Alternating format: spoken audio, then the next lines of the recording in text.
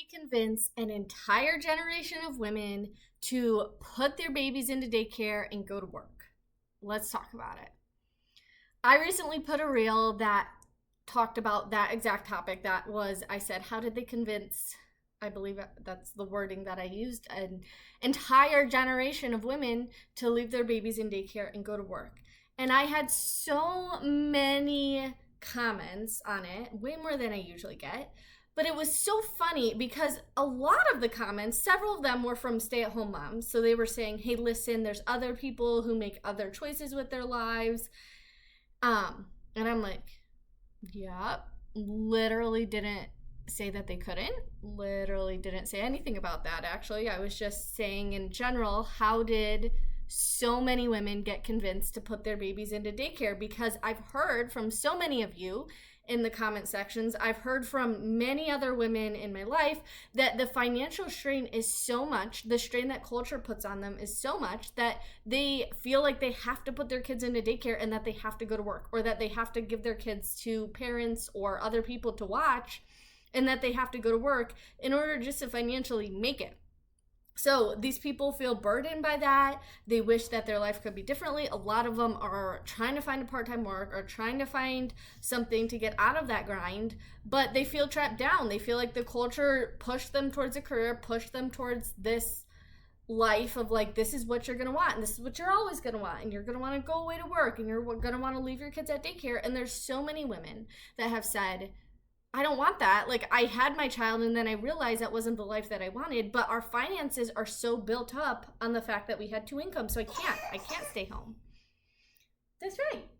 Yeah.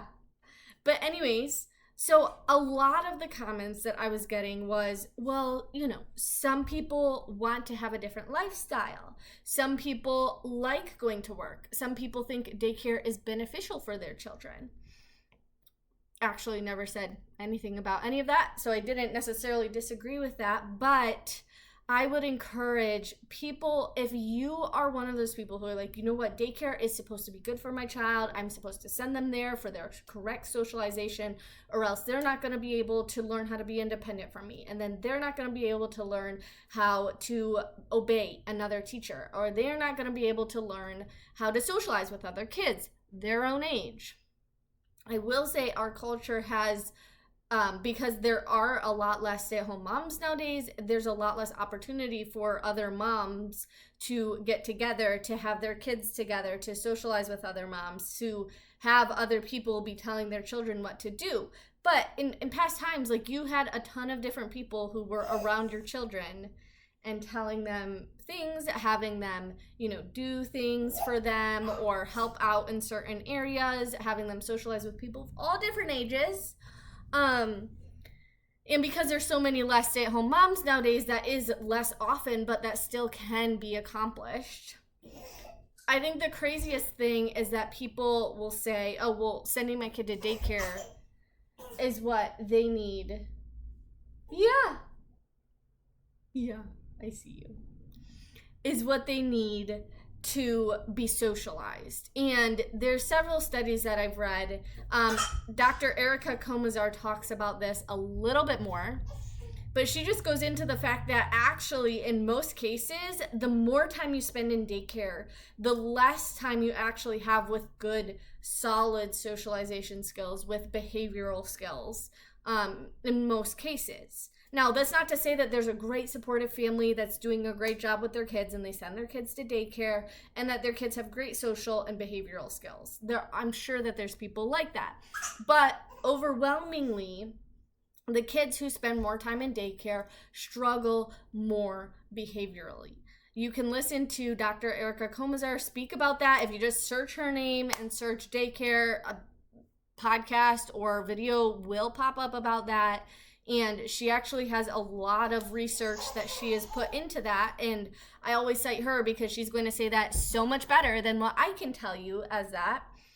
But at the end of the day, people like promoting a certain thing, saying that daycare is not the most ideal option for your family, right?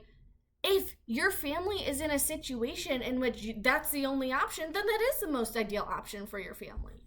right? Like you can sit there and be like, okay, you know what? For my situation, this is the most ideal. But that doesn't mean that you have to feel shame just because someone else is saying, you know what? In the majority of cases, it's not. It's not the most ideal. What is more ideal? To be eating all organic food? Are you okay? Yeah? Okay. To be eating all organic food? Or to be eating not all organic? My family doesn't eat all organic food. But if I came across a reel that said, or anyone talking about the benefits of all organic, how it's better for your body, how it's more healthy for you, I wouldn't sit there and be like, oh my goodness, they're shaming me because I don't eat all organic. No, I'd sit there and be like, you know what? Yes, our situation we can't have all organic food. It's not more ideal for our situation. We need to focus on a roof over our heads, basic food, like that's not ideal for our situation. And I can acknowledge that while still acknowledging the fact that it's still scientifically better for my health. If I had to feed my baby formula, I would still acknowledge the fact that breast milk is a better option. It is a more ideal option for my baby. But in my situation, if I was having to feed him formula for whatever reason, even though breast milk is more ideal in my situation, it wouldn't be, like if I couldn't breastfeed, or like if we, for some reason there was issues or whatever the case might be and we chose to formula feed, I could still sit there and say, you know what, breast milk is still a better option, but that's not what we're able to do as a family right now. That's not within our capability or possibility. It's the same thing with daycare. If I had to send my baby to daycare, we don't have family in the area. And so I would try to find church friends to watch him if I had to go to work, or like I would try to find other alternative substitutes. But if we had to send him to daycare and our finances stipulated that, and there was like a situation in which I had to, I would. But I would send him to daycare thinking to myself, like, this isn't the most ideal option. This is the option that's there for our family right now. This is the option that we can do right now. But that doesn't mean that it's the most ideal or first and best option. It's the same thing. I work virtually from home for a financial planning company. And is that ideal? Not necessarily. I luckily am able to work super part-time. It's virtual work. I specifically chose that degree knowing that I wanted to be a stay-at-home mom. But, there's some things in our life that have to be sacrificed because I'm doing that. There's things that have to be adjusted. And there's things around the house that just don't get done as well because I am doing that. So it's not necessarily the most ideal option, but for our family situation right now, it is. But I don't see other people who are fully stay-at-home moms who don't have to work from home or anything, and they say, I love being a stay-at-home mom. I think that it's a benefit. I think that, it's a benefit that I don't have to work hours of my day and be away from my children, or I still can sit there and be like, oh my goodness, yes, like that's a great option. That's a great option for you. It's not working for our family right now, and this is where we're at. So I think that that's the false dichotomy that people put on this. They put so much pressure on themselves that if they see something that's like, oh, you know what? Maybe daycare isn't the first option for your children. Maybe there's other things that you can do to try to not send your kids to daycare.